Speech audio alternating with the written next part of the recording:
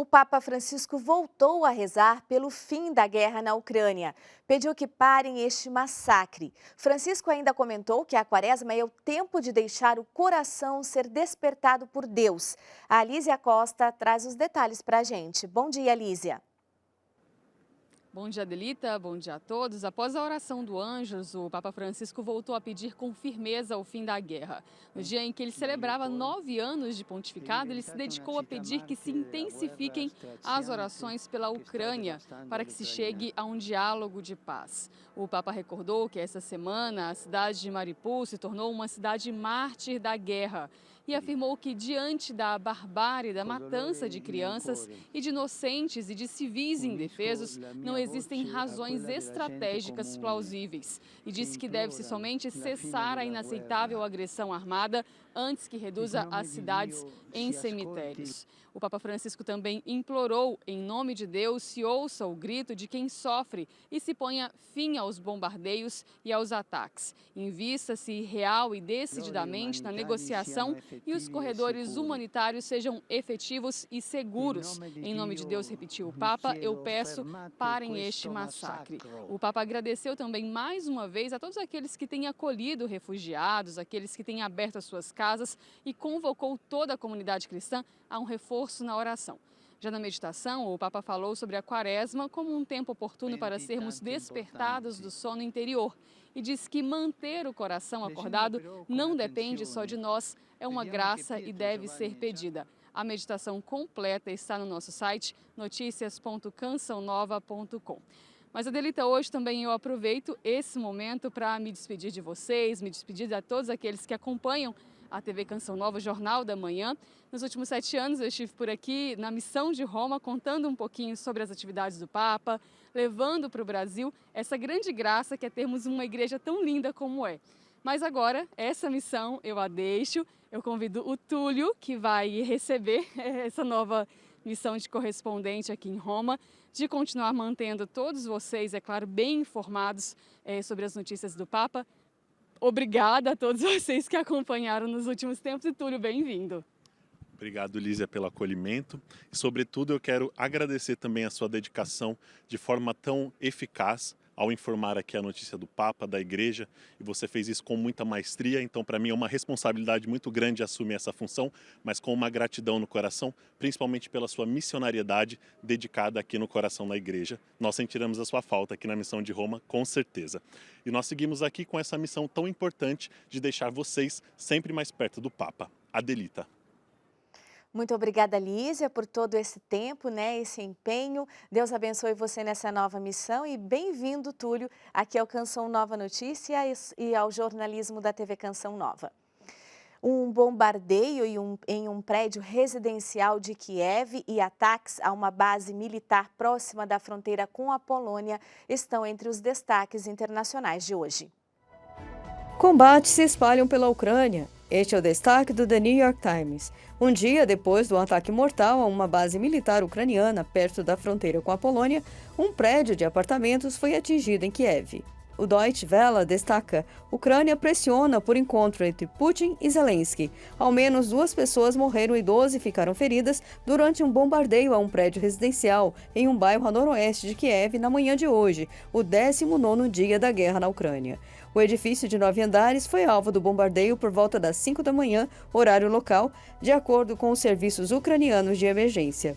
Moscou e Kiev retomam negociações em meio à escalada de ataques russos. Esse é o destaque do espanhol El País. Diferente das 2 primeiras tentativas de negociações feitas na Bielorrússia e na Turquia, dessa vez, Rússia e Ucrânia conversam nesta segunda-feira por videoconferência para tentar chegar a um acordo após 19 dias de guerra. Kiev pede um cessar-fogo, a retirada das tropas e as garantias de segurança para o país.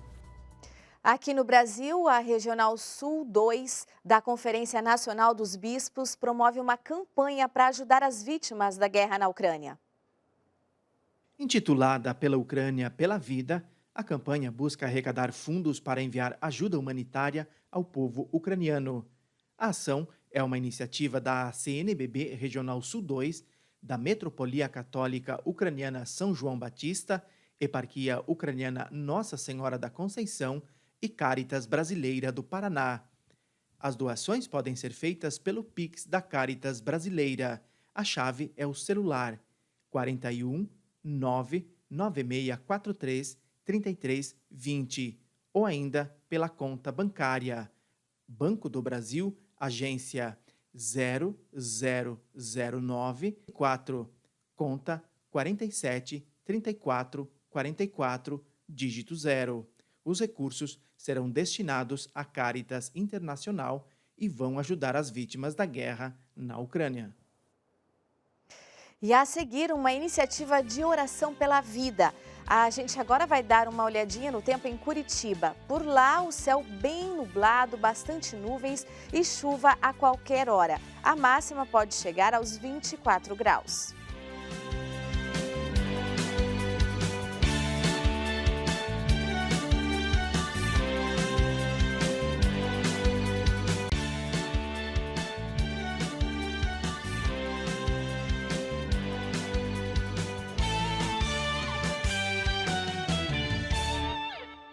Nestes dias da quaresma, voluntários pró-vida realizam uma campanha 40 dias de oração pela vida. Um ato de oração pelo fim do aborto. A Aline Mércio está em frente a um hospital aqui de São Paulo, onde essa oração está acontecendo. Vamos conversar com ela. Bom dia, Aline. Bom dia, Adelita. Bom dia a todos que acompanham Canção Nova Notícias. Isso mesmo, Adelita. A campanha 40 Dias pela Vida está aqui na frente do Hospital Pérola Baiton, especializado em saúde da mulher. E a gente vai entender como é que funciona essa vigília com o Lihan Oliveira, que é coordenador do projeto aqui em São Paulo. Bom dia, Lihan. Quais são os objetivos dessa campanha? Bom dia, Aline. O objetivo da campanha do 40 Dias pela Vida é promover orações públicas contra o aborto, pelo fim do aborto no Brasil e no mundo inteiro. Então nós ficamos 40 dias em vigília de oração, jejum, rezando pelo fim do aborto e já fazendo também essa ação pública para movimentar a opinião pública. Perfeito. E por que vocês escolheram esse hospital aqui? Porque o Pérola Baiton, infelizmente, faz abortos nos casos em que a lei permite, né? Então é o hospital que aqui em São Paulo realiza esse procedimento do aborto. Perfeito. Muito obrigada, Lihan. Por nada. A gente está preparando também, Adelita, uma reportagem especial para o Canção Nova Notícias, edição da noite, sobre esse trabalho aqui da campanha 40 Dias pela Vida. Voltamos aos estúdios. Tá certo, muito obrigada, Aline. Bom trabalho aí para você que continua, né, com essa matéria. A Santa Sé nomeou Dom Marconi Vinícius Ferreira como novo arcebispo militar do Brasil. O anúncio foi feito neste sábado, no mesmo dia do funeral do bispo auxiliar emérito de Brasília, Dom Terra. Ronaldo da Silva traz mais informações. Bom dia, Ronaldo. Bom dia para você. Bom começo de semana para todos que nos acompanham no Brasil. Sim. Realmente um final de semana atípico aqui na Igreja de Brasília, um misto de sentimentos, dor e alegria. Tudo começou na sexta-feira à tarde com a notícia do falecimento de Dom João Terra, aos 97 anos, bispo auxiliar emérito, admiradíssimo pelo seu conhecimento, sua intelectualidade, um dos maiores biblistas da Igreja no Brasil. Depois de longa enfermidade, partiu para a casa do Pai.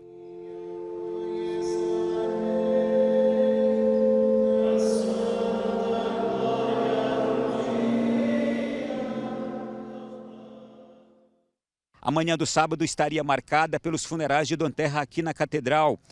Missa de corpo presente e enterro, sepultamento aqui mesmo na cripta da Catedral. Ocorre que na mesma manhã de sábado, às 8 horas da manhã, a Santa Sé divulgou o anúncio do novo arcebispo militar do Brasil, bispo auxiliar de Brasília, Dom Marconi Vinícius Ferreira, aos 58 anos. Vai suceder a Dom Fernando Guimarães, que comandou a Arquidiocese Militar do Brasil por quase 8 anos. Portanto, ao mesmo tempo em que ocorriam aqui os funerais de Dom Terra na Catedral, na cúria da Arquidiocese ao lado, cerca de 100, 150 metros, dava-se o anúncio do novo arcebispo militar do Brasil, Dom Marconi Vinícius Ferreira.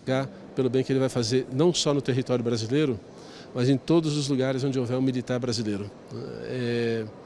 Dom Marconi tem qualidades humanas e espirituais que tornam bastante apto para fazer muito bem esse ministério na continuidade do que o Dom Fernando Guimarães tem feito. O dia de São José está chegando e diversas paróquias no Brasil realizam momentos de oração em honra ao santo de nossas famílias. Emerson Tersigni tem mais informações. A paróquia São José da Lagoa, localizada na zona sul da cidade do Rio de Janeiro, está realizando uma trezena dedicada a São José, seu padroeiro. A trezena vai até o dia 19 e tem proporcionado experiências únicas de fé e devoção daquele que é patrono da igreja e, de modo especial, padroeiro das nossas famílias.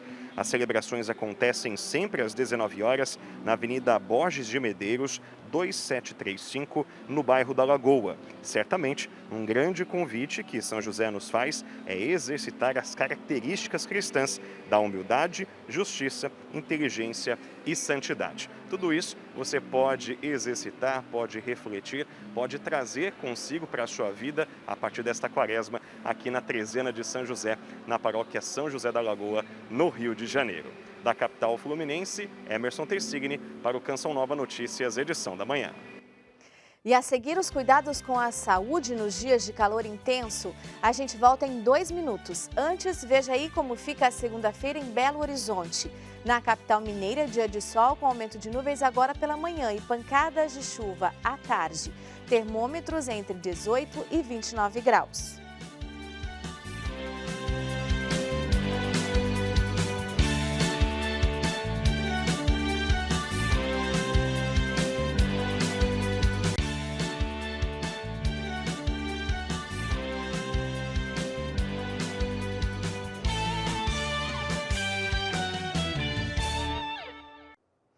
Aqui no Sudeste, o calor de mais de 30 graus deu uma trégua nos últimos dias, mas deve voltar no próximo fim de semana.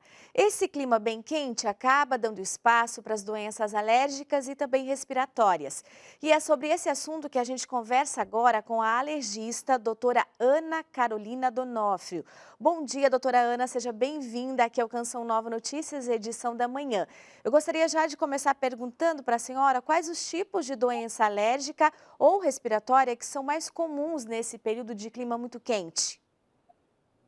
Bom dia, gente. Obrigado pelo convite. Realmente esse tempo mais quente vem atrapalhando um pouquinho aí a vida dos alérgicos, principalmente de quem tem rinite. O tempo quente em si não é o que mais atrapalha. O que mais atrapalha a gente é o tempo seco. Essa mucosa seca, a mucosa nasal seca, acaba desencadeando as crises nos pacientes que já têm uma rinite. Outra alergia que aparece bastante nesse período são as dermatites. Então, o paciente que tem dermatite atópica tem apresentado bastante período de descompensação com bastante coceira na pele, e o que atrapalha a qualidade tanto do sono quanto do dia a dia. Doutora, e como prevenir e tratar essas doenças? O que a gente deve fazer para cuidar? Então, vamos lá. A primeira coisa é beber bastante líquido. A gente tem que se manter hidratado. A hidratação começa pela boca. Então, a hidratação é uma coisa essencial para a gente ficar um pouquinho melhor e ter uma menor crise de alergia. Outra coisa que ajuda bastante é a umidificação da mucosa do nariz. Então, jogar bastante sorinho no nariz, manter o ambiente com uma qualidade de umidade razoável. Então, por exemplo, uma dica prática aí, tomou banho, pendura a toalha para secar no quarto. Essa umidade da toalha secando dentro do quarto já vai ajudar bastante para melhorar a qualidade de vida. Então, manter a mucosa nasal bem limpa para ajudar nos quadros de rinite, jogando o sorinho fisiológico aí várias vezes ao longo do dia. Dica, não pode ser água do chuveiro, a nossa água do chuveiro ela é fluorada. Então, às vezes a gente acha que jogar água do chuveiro, água da torneira no nariz vai lubrificar o nariz, e não vai, ele vai acabar irritando um pouquinho mais. Tem que ser soro. E para a pele, beber bastante água e caprichar no hidratante, tá bom? Passar bastante hidratante aí umas 2, 3 vezes ao longo do dia. Tá certo. Muito obrigada, doutora, por suas dicas. Um ótimo dia. E vários estados do Brasil seguem com risco de temporais. Na região norte e em São Paulo também pode ter chuvas que tragam transtornos. Confira a previsão do tempo. No sul, dia instável em Santa Catarina e no Paraná, com risco de temporais. No nordeste do Rio Grande do Sul, chuva a qualquer momento. O interior da região segue com tempo firme. Chove forte sobre o centro e leste de São Paulo, sul de Minas Gerais, interior e sul do Rio de Janeiro. O sol predomina no Nordeste mineiro e no Espírito Santo. As demais áreas do Sudeste seguem com sol, calor e pancadas de chuva à tarde. Já no Centro-Oeste, chove bastante no Mato Grosso e Goiás, mas as pancadas de chuva intercalam com períodos de sol. Em Mato Grosso do Sul, sol e chuva isolada sem grandes volumes. No norte, dia instável no Amazonas, Pará, Rondônia, Roraima, Amapá e no Tocantins, com risco de temporais. E no Nordeste, chove em vários momentos no Maranhão, Piauí e Ceará. O sol predomina no sudoeste da Bahia e no restante da região, sol e chuva forte. Neste caminho quaresmal, vamos percorrer a Via Dolorosa com Jesus. Vamos conhecer hoje um pouco mais sobre Simão de Cirene, que foi obrigado a carregar a cruz de Cristo.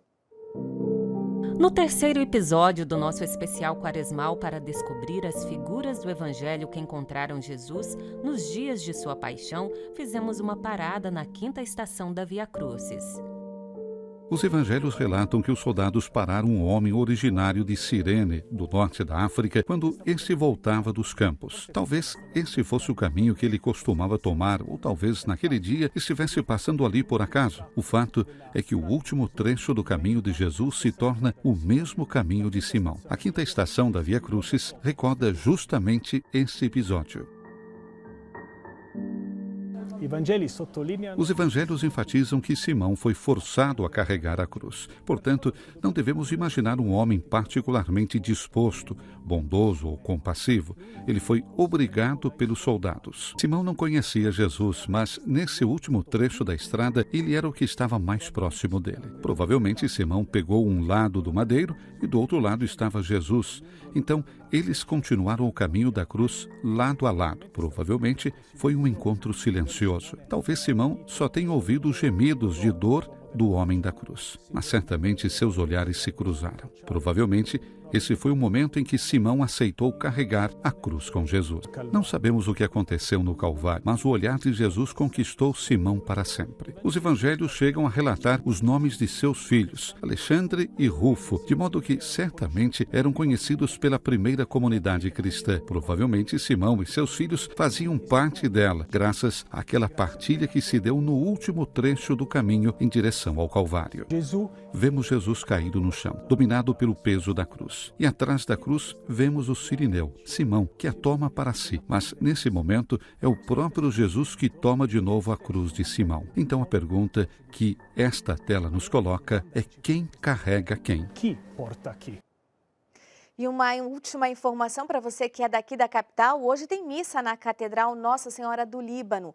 A programação começa com o Santo Terço já às 6 da tarde, depois às 7h30 a adoração ao Santíssimo Sacramento e às 8 da noite a Santa Missa. Venha participar conosco, é na Rua Tamandaré 355, bem pertinho do metrô São Joaquim. Encerramos hoje com imagens do Rio de Janeiro. Fique com Deus, até amanhã.